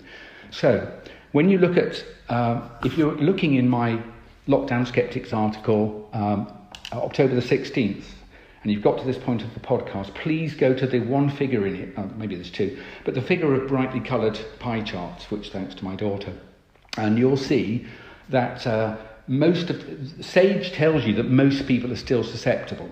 Yes. I'm telling you, and I could prove it, and people would not. I can show you the scientists and the quality of the work and so on. It's not true. It was never true that 100% was susceptible. At worst, it was probably 70%. And you know this is just so important. So look at the right-hand pie chart. 30% carried prior immunity. There is no argument about it between immunologists. Anyone who studied immunology under, say, the most famous immunologist in Britain at the time was a guy called Ivan Roit, R-O-I-T-T. Every undergraduate of my era that studied sort of biological sciences had their well-thumbed copy of Roit, Essential Immunology. Mine was like version 6. He's retired, he's still alive. Well done, mate, fantastic. He's a colossus of science. So the thing I'm going to tell you is that Professor Callum Semple, who is if I've got this right, he's a consultant respiratory paediatrician. I'm sure he's a good and clever doctor, really. He trained under Ivan Roit. This man knows about the immunology that I've just described to you. I know he knows. He's a clever professor of respiratory and paediatrics and so on. You don't get there by accident. You get there by studying and being really careful and good at your work. So the things, if you then compare what I've just described, what his teacher Roit would have told him and that he would have learned subsequently, because some of this stuff's only been learned more recently, you would reasonably expect Professor Callum Semple, if he was sitting alongside me and we weren't fighting about coronavirus but just having a chat over a glass of wine, he would pretty much agree, I would say, with most of what I've said. If he comes on the air to try and pick holes in something, he's going to have to work quite hard. And if he went through the podcast, he shouldn't be able to pick out, the 10 things I've got wrong. I think he would struggle to find one or two. So I'm saying to you that loads of people who I know what I do and probably know better about what I do, know that 30% of the population roughly carried prior immunity that was functionally important, and it was due to exposure to common cold-causing coronaviruses, the relevance of which are so important. You'll be surprised, I hope, the listeners, why haven't the BBC told us about this stuff? Yeah. Why hasn't Hugh Pym got an expert in to tell us about common cold coronaviruses? It's a good question, isn't it? Anyway, so they're either stupid or they've just decided not to tell you. But here's the point. On my pie charts, if 30% have immunity, that means only 70% at least could theoretically be infected, might get ill, could participate in transmission and could die. And so the most important other slice of that pie chart is what percentage have been infected. If you look at the one on the left, according to SAGE, and this is what really got me angry. So Patrick Vallance said recently, sadly, at least 90% of the population, or more than 90%, are still susceptible, ... I got that from the leaked SAGE advice to ministers, when Boris put in place the tiers, I think it was a week ago or last Monday. Yeah. Within 10 minutes of him doing that, because that's not what SAGE wanted him to do, this advice to ministers, I think it's September the 21st of this year, paragraph 2 contains lies. It says, regrettably, more than 90% of the population are still susceptible, and thus if the virus proceeds unchecked through the population, it will lead to an extremely large loss of life and a collapse, I think, of NHS. I'm sorry, that's demonstrably a lie, because I told you not even 90% were vulnerable when we started. Here's the thing, what percentage have been infected? Sage says 6 or 7%. I couldn't find the right reference, so forgive me, that's the only reference where it's not quite right. I found a reference to 6%, but I'm sure I've heard 7%. So, and the reason they think 7% is because that's the percentage of people on average across the population. If they take a blood sample or a finger prick sample and measure, do they have antibodies to SARS-CoV-2 or not, only 6 or 7% do. And so they've fooled you, the average member of the public, who should not be expected to know that that's not a fair thing to conclude, but that's what they've told you. Now, the reason it's not is if you listen to the earlier sort of rubbish introduction to immunology, you'll realise that actually it's only when all the guns and ammo have failed, the invaders in your house, they've set fire to your garage and you're fighting them in the last room. At this, you're in the, whatever, panic room or whatever, when you make antibodies. If you're lucky, you'll be able to absorb them. Think of it as like a net, and you've thrown it over their head, and they're falling around and they're cross, and you manage to get down the stairs and get out. So antibodies are not a great defence, but my God, if you're driven into the panic room, you're glad you've even got this last one. I think only a quarter, roughly, of people were ill enough for long enough for their bodies to have had time enough to have made antibodies at all. And the most people, they ejected the virus quickly using one of the other guns and ammo and personal fighting techniques, nunchuck sticks, whatever. And so to then say to people, we've sampled how many you've got antibodies and it's only 7%, so most of you are still vulnerable, is just not true. It's a manufactured lie. No one believes that at all. And it's difficult to know how many have really been infected, but I think, given most people were asymptomatic, a much larger number had slight symptoms, some were very ill, and a tiny number were so severely ill that they died. And I think it's the penultimate group, really, really ill for quite a while. Most of them probably have antibodies, and almost all of the rest don't. And so it's an underestimate by, say, threefold or fourfold or fivefold. We don't know. Interestingly, when you multiply 7 by threefold, fourfold, fivefold, it is roughly the number I'm going to tell you about. But this is the percentage who've been infected. John Ioannidis, the world's most prestigious epidemiologist at the moment, and certainly subject matter expert deluxe in SARS-CoV-2, published earlier this week that the infection fatality ratio is about 0.2%, 1 in 500. It's really important you understand this, 1 in 500. Let's say it was 1 in 1,000 for the thought experiment, because it's easy maths. If it was 1 in 1,000, 43,000 deaths means 43 million infections. So just say that again, if it's 1 in 1,000, you add 3 more noughts. Yeah. 43,000 deaths would have meant 43 million infections, but I'm saying it's not quite that much, it's half as much, it's 1 in 500, so instead of 43 million infections, it's like 21, and that's roughly just over 30% of the population. So if you add that number, which is definitely true, it's derived from using our total deaths and the world's most prestigious epidemiologist working in this field today. If you use his number and our number, you get that percentage who have been infected. And if you trust the most prestigious immunologists working anywhere in the world today, across the whole world actually, and there are 6 papers, some of which are in Science and Nature, 30% prior immunity. If you add those two, you get more than 60% already are no longer susceptible. Also, as we know, a slice of the youngest children appear not to either get infected or not to participate in transmission. So my slice of children in my pie chart isn't all young children. We had a back and forth with some scientists on this, and we thought we can't claim all of them because some of them do seem to transmit. Mostly they don't get ill, and mostly they don't seem to transmit. So I assert that less than 30% of on average, of the UK population are now susceptible. And this is immunology 101. It's not some special weapons and techniques here. These are things you can find in textbooks. And I've got the scientific journals. They are cited in my work, or if not, then the previous paper I wrote. There isn't any doubt about this. So any people who are scientists, who are numerate, who are, say, medical or nursing, or members who have learned bodies like Royal Society and so on, if you listen to this, you know what I've just told you is true. Check it out for yourself. And if it's true, you need to now get busy, unless you don't mind the world being turned into some dystopian nightmare. But if you do mind, you need at this point perhaps to get your professional body to issue a press release. Yes. To say, we the undersigned have looked at it and what SAGE is telling you is incorrect and you should not pay any attention to it. I think if the Royal Society did it, how about Society of whatever it is, Biology SOC or Immunology or British Pharmacological Society? Come on out there.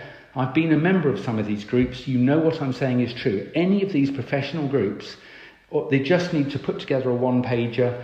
Don't just quote me, quote the proper immunologists, quote Ioannidis and so on.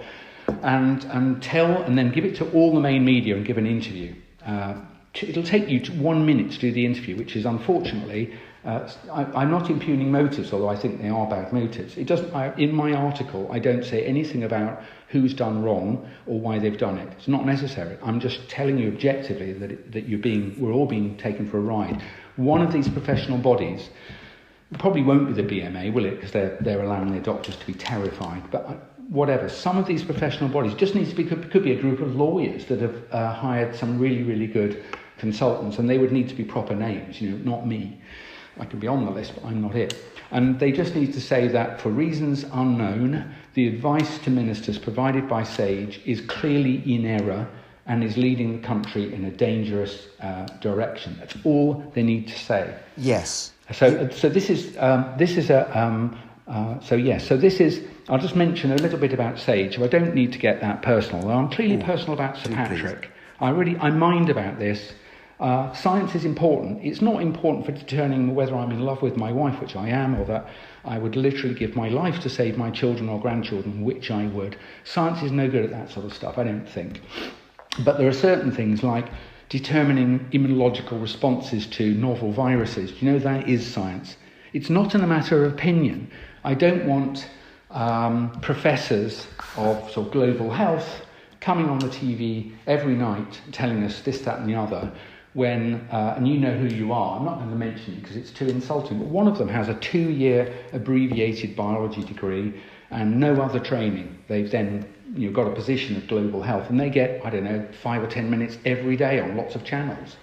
And they are more influential than I am. And I don't care about that, but you should care. You should care because I've spent all my life doing this stuff. I'm a scientist. And when it's science stuff, it matters. Facts matter. Science matters. It's all that separates us from working out, whether you'll survive or not by throwing chicken entrails in a china bowl. But once you lose the scientific method driving science-style stuff, you are lost. It's not a matter of opinion. So professional bodies, if you don't save the country in the next few weeks, I know it's hyperbolic, but the pace things are moving, I think we'll all end up being tested very often. I've told you that there'll be a false positive rate because there always is. That means it'll never end and you won't be able to move around from one place to another without access control of proving that you're negative for this virus. And it's absurd. It's slightly more lethal, slightly more lethal than the average seasonal flu, and it's been through the population, as James says, through the Gompertz curve. That's what's called a complete passage through a population. Right? It's not an opinion. That's actually a classical curve you'd find in probably, if not Ivan Reut's book, other primers of immunology. They'll show it to you. And it can't come back, at least not for a long time, because people have this T-cell immunity. And so what you're seeing, I'm afraid, flies in the face of every piece of known science, and every scientist with my training knows that what I'm telling you is true, and it's not good enough to just look the other way. Because if you look the other way, I think something horrible is going to happen. Don't know exactly what it is. I don't go into motives because I don't really know. But so this is really the way to solve this. And it sounds stupid, but it's really simple and it's logical. The way to stop this is for learned societies to say, this is completely wrong what you're being told. And the most egregious problem is the mass testing of, as it were, the well population.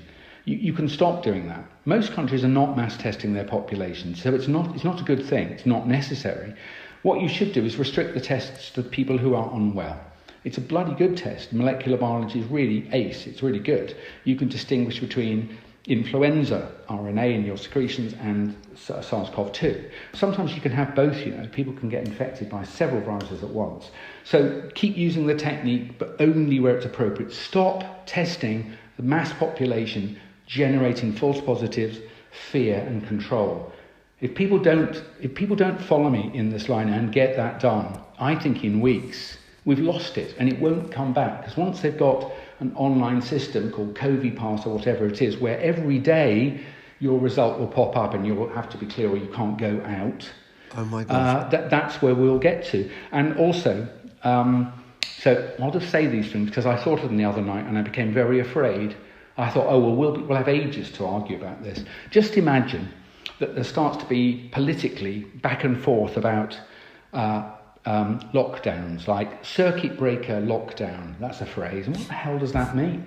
Basically, if you're locking down, you're asking people or telling them not to leave their house or their district, except for certain things, and maybe eventually not at all, except for life-saving things.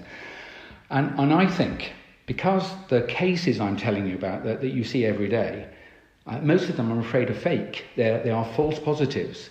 And it's not the tester's fault. The poor, overworked people that you see in these plastic tents that looks like a temporary marquee, who are busily moving samples around on what look like white picnic tables, is not their fault. None of them are doing anything other than working really hard. But the person that's got that test to that spot and is swabbing people, whoever they are, that they're committing a crime. Because you don't need to mass test the population. If they're ill, they'll bloody tell you. You don't need to do it. And almost no one else is doing this. Most countries are not doing this. And they don't do it for the flawed reasons of flaws. It doesn't give you useful information.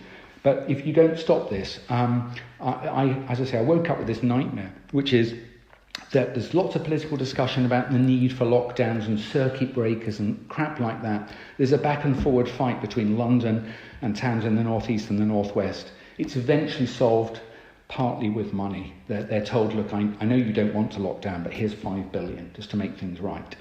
One word. I mean, who would turn that down? It's only a couple of weeks after all. And so that's what they do. They go into lockdown. Did you know that London is in this highest tier of restrictions? And London, by the way, is already protected by population or community immunity. There are too few people in London now who can get it. So certainly you could still catch it. You could even die. That's normal. That's life. That's influenza next month. But what you won't do is be able to infect another person and then 100 and then 1,000 and so yes. on. That's the key point. It is impossible to have a large, growing, consolidated epidemic in London. So by extension, it's impossible to have a so-called second wave. It's impossible. I'm sorry. It's impossible. Yes. And I've explained it. Probably I talk too long, but I know my stuff. I'm here because I care. I've no other incentive other than a crime is being committed. And I told you earlier, apart from tinkering and spotting faint patterns in sparse data before others do, the other thing I can't stand is injustice. That's why Yeadon is on this call and no other reason. I wish, Mike, that everyone in the country could hear this podcast or hear you talking about this on other podcasts. Yes. So I'll just finish then with my scenario. So we end up already. So London is it tier 3? I don't care. I think they're just stupid anyway. It's tier 2. There's no need. It is impossible for there to be a large growing epidemic in London. Impossible. And everyone who has a medical biological training who's on stage knows this is true. I don't think the mathematicians know that. Why the hell would they know that? But so there's lots of people on stage, not many. Sorry, there are lots of people who don't know what I've said is true because they were not recruited to do this. Did you know they had 7 mathematical modelers on stage and not a single clinical immunologist in the spring? They didn't. If they just borrowed me, I'd have said, look, hang on a minute. I'm not 100% certain, but you need to consider these 3 factors. And I'd then go to the mattresses and go and find the science. But they didn't have any of those people. So that's why they've got these projections, the predictions, which is, so if they're correct, of course the world's about to just melt down. The country's going to melt down in a sea of sick people. But it's impossible because the right-hand pie chart, it may not be correct to the percent, plus or minus a percent. No one knows these things, but you can see the overall effect is to have made large growing epidemic in London impossible. And so you don't need to have tiers. You need to just stop testing them. Why would you do that? People are already, let me just point out to you, because people hate, what is it called? Herd immunity. Yeah, I've not mentioned the phrase till now. Yes. But people seem to dislike community protection through most of your colleagues being immune. And you shouldn't be. It's a really good thing. So let's say I'm 80 and I live in a part of London that had a lot of deaths in the spring. And I managed to stay, isolated or whatever. Maybe I had a better immune system than I thought, or whatever. Now I feel a bit vulnerable. Let's imagine there are 1,000 such people around districts in London. They've gone out today and they've said hello to the guy at the corner shop, and they didn't really sniff the air properly because of mask, but they just thought, my God, it's great to be alive. And over the next few weeks, almost none of them will catch SARS-CoV-2, get ill and die. I do think maybe 3 or 4 of them, I'm afraid, are going to catch other respiratory viruses, maybe influenza, despite the vaccines they get, and will die. So they're at much greater risk now in London from catching other viruses than SARS-CoV-2, and they're protected against SARS-CoV-2 likely infection because the people around them are not susceptible, so they can't be carrying the virus. That's the other thing I forgot to mention. If you're immune, the virus can't get a ride on you. You can't be infected and infectious if you're also immune. Right? Yes. I forgot to mention that. So herd immunity, population protection, community immunity, it's already in play in London, and you know how you can be sure of this. All of you don't even need to be an expert. You just need to look at the number of deaths from respiratory viruses, specifically SARS-CoV-2. And I think it's hovering around 10 a day. They're real deaths, and I'm sorry they've died.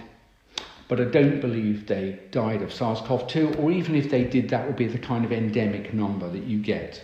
Not 1,000. Look how many were dying every day this time in March or April in London. It was more than 1,000. And now it's less than 1% of that. So how did that happen? If SAGE's advice to you is correct, London ought to be ablaze with infections and death, and they're not. And so maybe Yeadon's right, and the underlying scientist that he's referencing, that's right, that's all it is. Maybe the underlying expert science in cellular immunology and epidemiology is right, and it must. How can that not be true? London doesn't. The viruses don't do a swerve, and just go round. And so I just wanted to finish then, perhaps with the labs and the testers. I think it's awful that there's no need to be doing any of this stuff, as I've said. And if we would the only thing we need to do is stop doing mass testing in the community and instead reserving the tests for people who show up with illness. If we did that, you'll find the rest of the year will turn into a normal year, apart from the national PTSD, as one of my youngest child called it. She said, if we carry on any longer, we'll have national PTSD. Yes. Isn't that a great phrase? The Lighthouse Labs. This is really spooky. I think it was 2 nights ago on the BBC News, maybe it was 3 nights ago, you can check. At about halfway through the 10 o'clock news on BBC, there was a long piece, and they were interviewing some chap who had just resigned publicly from running one of the Lighthouse Labs. So he was like about my age, skillful scientist, a practical applied scientist. And he said, earlier in the spring, we had really good staff. We were borrowing them from universities. These people knew their way around labs. Some of them had even done this technique, but they knew how to handle the equipment. And he said, but now we've got these big, tents on the edge of airfields or whatever it is. And he said, we've run out of experienced staff. I'm sure they're wonderful people, but they're now taking people perhaps who had a science degree, or maybe not even that, but they've never worked professionally in a laboratory. So they might even get the lab coat done up wrong, or they're not sure what to do with gloves. How do they take them on and off? How do you even stay safe? So here's the thing. Here's the best analogy I can give you. At some point in your life, you've admired watching somebody, say, put a door up, something really simple.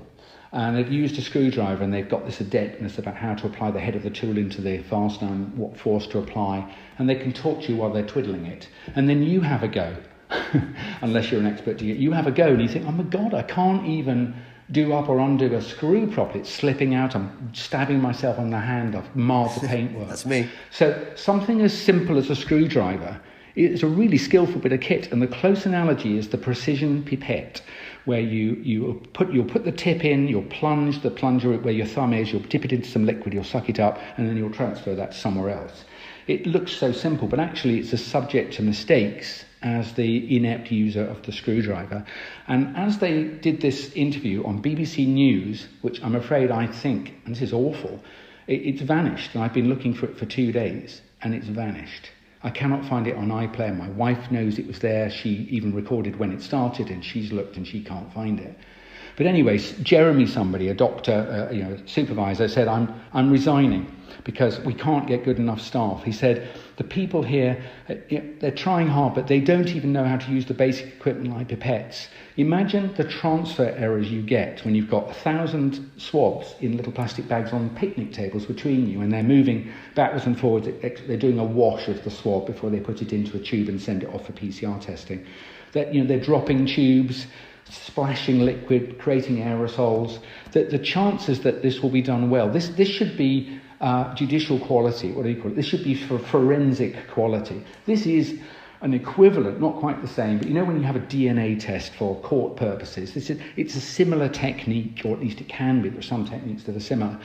If your lawyer saw what was going on and your sample was being tested about were you present or not, I think you would take a video and show the judge, and he would say to the other side, inadmissible, absolutely inadmissible. The techniques used here are not consistent with being able to trust the data, and I don't think you can trust the data.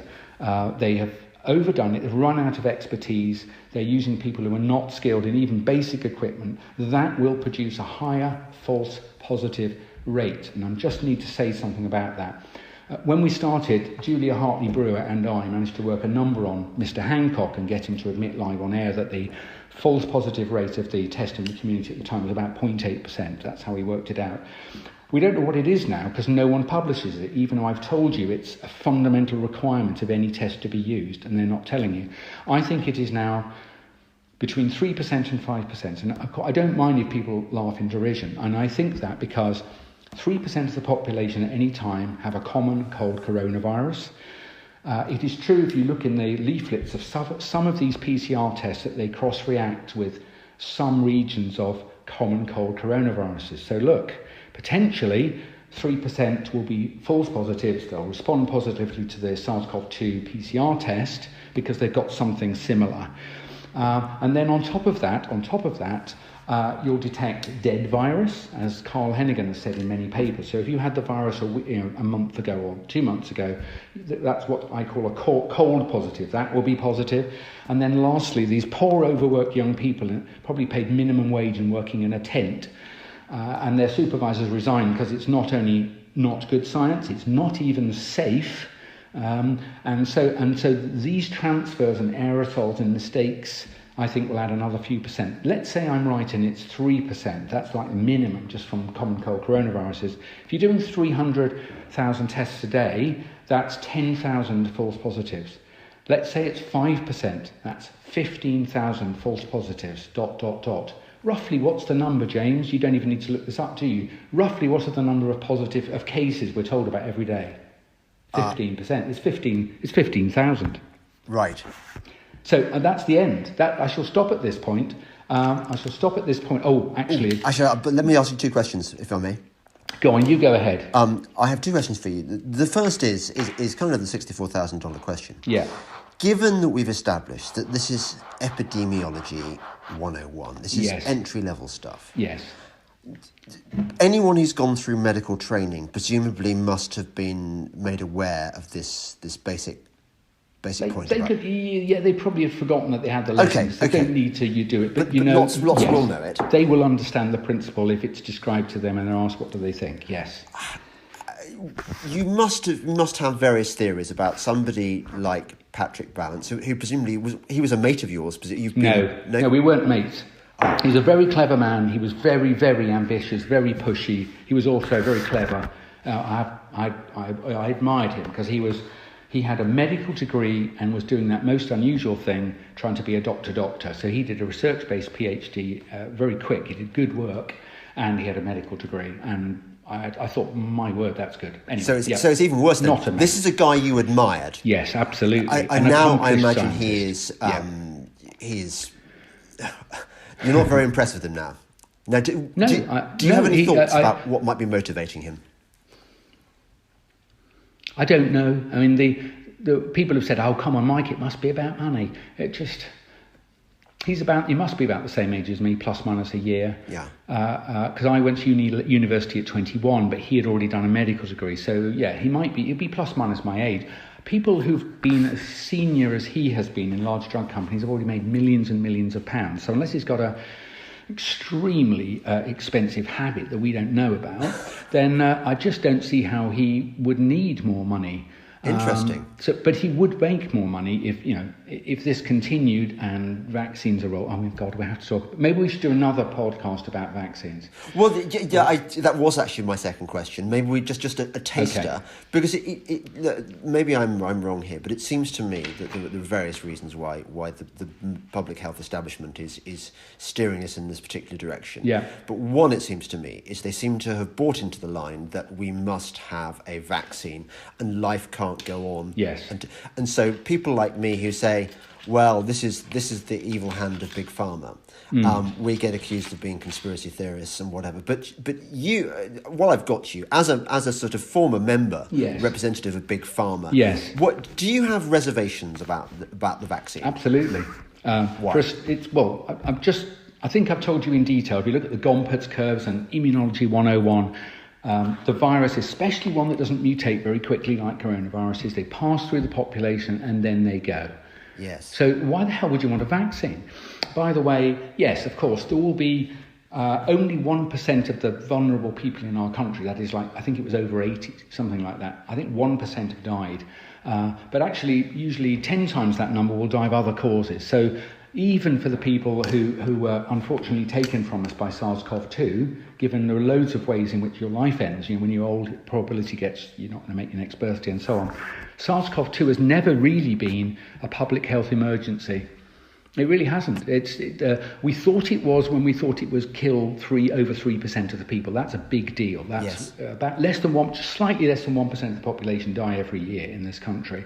The number of people who've died with or of COVID-19 is 0.06%. And funnily enough, it's that number in everywhere where they were severely affected and lower in other places. There's one or two exceptions, but I think the data are broken. But in places where they've got advanced economies and use the tests and use them reasonably well with known weaknesses, 0.06. And the reason it's exactly that number is if you've got a similar distribution of ages, and similar density and so on, like Italy and France and Britain and Sweden, who's slightly more dense living than we are. Of course, it will go through in the same way and stop, like it stopped in Sweden. Right. There's nothing. It's not possible for there to be something unique. It's almost a racist idea, isn't it? Aren't we from the same stock? They turned up and we mingled, and then we mingled with the French and the Germans and so on. We're largely the same stuff. We're a few hundred miles over the sea, for crying out loud. No one can believe that what's happened in Sweden, for example, where I think they played a straight bat, to use a cricket expression. I do think what's happened there is probably the genuine article, and they made some mistakes too, and more people died than should have done in old people's homes. But that's the control. So number one, we don't need it. Do you have a number two on vaccine? I mean, presumably there is a risk, is there not? Yes. So back to the vaccine. My point was, you do not need a vaccine to return to normal, and the reason is most people aren't very susceptible to the virus, will not be made ill by it. I think a third of us actually had it. Another third have probably been immune anyway from exposure to other related common cold coronaviruses. So you're not at risk. You can't catch it. And if you did, you wouldn't die, because a tiny number of people who were younger, on the younger end, and didn't have illnesses have died. It's a tiny number. Certainly more people have died in car crashes in the normal year, and far more people have permanent life-changing injuries from auto smashes, just an unbelievably large number. So I'm not being ruthless or cruel about the young people who are not already ill that have died. I'm just telling you it's probably 1% of the number of people who've been killed or had permanent serious life-changing injuries in 1 year from car crashes. And we accept that risk because we recognise the advantages of being able to move around and the freedom and so on. So you don't need a vaccine. If you are vulnerable, relatively elderly, and you've got some illnesses, I would say if the vaccine turns up soon, read the leaflet, seriously consider getting it. I'm not ill or old and I won't bother with it. But if I was 15 years older and I had diabetes and some immune problem, I seriously would think about it. I think it's a good But idea. didn't Kate Bingham say, who's in charge of Kate it? Bingham, yes, I know. I slightly know Kate. I know Kate. Kate. I pitched to her once and didn't get the money. I like Kate. Yes. I mean, Yes, I like she's a Kate. good person. She's not a bad actor. No, absolutely. But she says that best case scenario is we get about 50% immunity Yes. vaccines are 50% effective. Yes. So that's the thing. That's another thing. I thank her very much, because I was wondering, are we going to allow the illusion of it being a magic bullet to persist? Because I thought, well, it's really unlikely that a vaccine will do really much different in the population to what being natural infection. Why would it? It's basically, you're presenting to the body something that's the essence of the virus. Some of them are killed viruses, some are like a genetic sequence of part of the virus, and so on. So, in fact, I'd be surprised if a vaccine was anywhere near as good as surviving the natural immunity, because we could go on. But I don't think so. I thank her for being honest in saying that while we don't know exactly what will happen, the sort of reasonable best outcome is you're not even going to come close to protecting everybody. And so, it occurred to me that the vaccine's not going to change anything. If you are so worried about the spreading of the virus through the community, that you'll have to continue masking and distancing and locking down, because it won't make enough difference. But so all of that's a lie. So I'm afraid all of you scientists and qualified people and professional bodies, if you don't stop this, I do think the vaccine will be proposed for people and offered to people, and then it'll be, you don't have to have it, but if you don't, ... certain things will be made difficult, and eventually you'll think, to hell with it, I want to go on holiday, I have to have the vaccine. So but that's called coercion. It's illegal. It's illegal. Thus far. It is actually illegal. You're not, whatever. So the vaccine is unlikely to be a magic bullet. Scientists never thought it would be. It might be a useful tool to help protect some people, but again, the thing people don't like you to know about often is, and this is true of the flu vaccine, one of the reasons, the people who you would hope would be most protected by a flu vaccine, the people most vulnerable, the elderly who are already ill, one of the problems is that their immune system is often not very good, and that's why they're vulnerable to infections. Yes. But unfortunately it means they don't respond well. Often they don't respond well to vaccines and don't get protected. So it's awful to say this, that even with the presence of the flu vaccine, the most vulnerable people die anyway. And I'm afraid that's going to be true with COVID-19 vaccine. The ones who are most vulnerable and likely to die will die anyway. So it's not going to solve anything. And you must now see, you medical, scientific, legal people, you must be able to see now and say that it's our professional view that SAGE is providing aberrant, seriously, lethally wrong advice. You don't even need to impugn their motives, but tell them. And the government should, the people of this country and the scientists and professional bodies should demand their immediate ejection. There are plenty of clever, well-intentioned people who would like to help. I would put my hand up. For no money. We need to get people out who have conflicts of interest, and aside from that have demonstrably acted in bad faith, because I know they know things that means what they've said and done makes no sense. So it doesn't matter what you think about motives. It doesn't matter at all. They need to be removed on Monday and replaced. So SAGE should be dissolved and reconstituted by people who I guess have shown their willingness to help through their research experience, medical knowledge, epidemiology skills, and can provide good advice. And do you know what the first thing I would do is call the epidemiologists in other countries? Because I would think, well, I don't want to make a complete blooper and fool of myself. So what are they doing in France and Italy and maybe Sweden? And once you've collected your information, then I feel a lot more confident. I've tested my thinking against other people who do this for a living, and they've corrected a few places, but fundamentally I had it right. So now I can give good advice. So that's what should happen. And I've got something really important, one sentence to say, or two sentences. So my wife asked me the other day, I was writing this report, this last article published October the 16th in Lockdown Skeptics. She said, Mike, if you're right and it's effectively over and there's all false positives that are causing the news problems, she said, well, why isn't it over? And I thought, and I came up with a few reasons. And then it hit me between the eyes. James, listeners, the reason the pandemic is not over is because SAGE says it's not. That's it. That's it. You haven't pulled your punches, Mike. Thank you. I don't care if anyone... So when I've made comments that might impugn people and they might be inclined to serve a writ on me, that's fine. If I've made a mistake, I'm going to apologise in front of the judge. I'm going to profusely apologise to the public about the wrongs I've said about this person. So I don't wish ill to anyone. I've never been a vindictive person either. So if I've said things that are wrong and you sue me, I don't care about that. I'm going to pay the fine and I'm going to apologise. They're not going to hang me or put me in prison. But I think I'm right. And it's interesting. Just in closing, I've said such awful things about several named individuals and I can't believe no one's jogged their elbow and pointed them to it. Hi, Pat.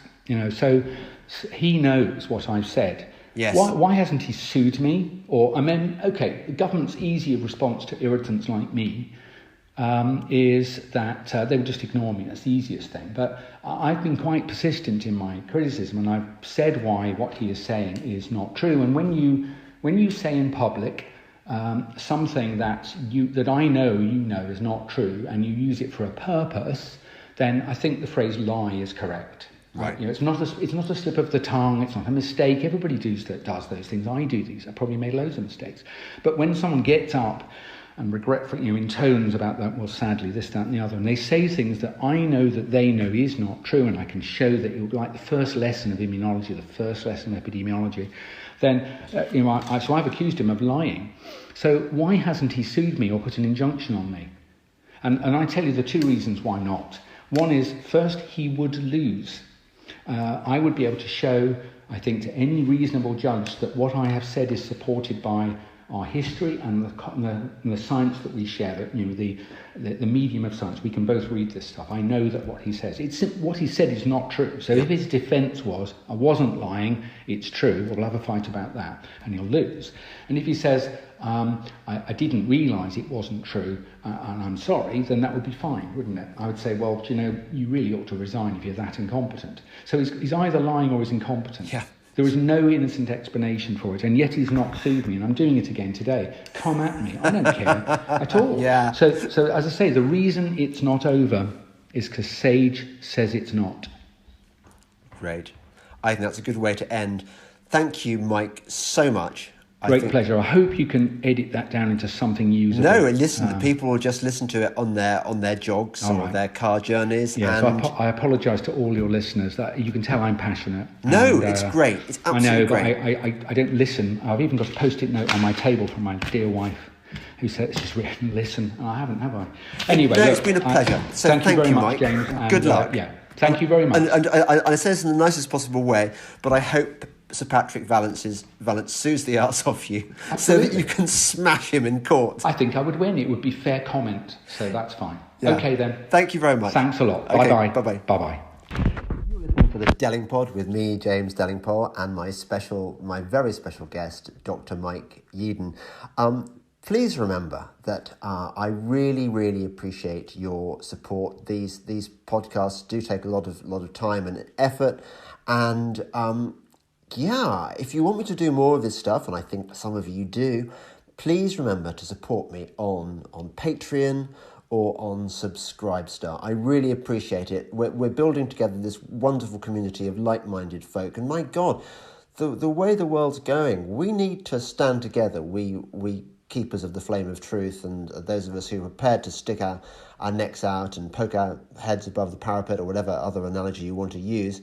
I think we are entering a very dark period of our history, and we happy few, although I hope it's more than a few, must stick together. Thank you very much. Goodbye.